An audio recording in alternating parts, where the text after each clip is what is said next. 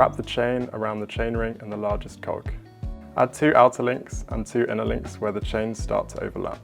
Use a chain breaker tool recommended by the chain supplier to break the chain.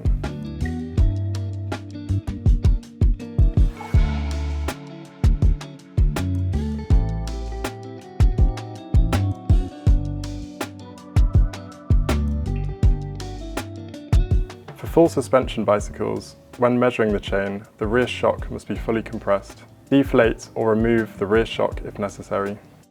Wrap the chain around the chainring and the largest cog.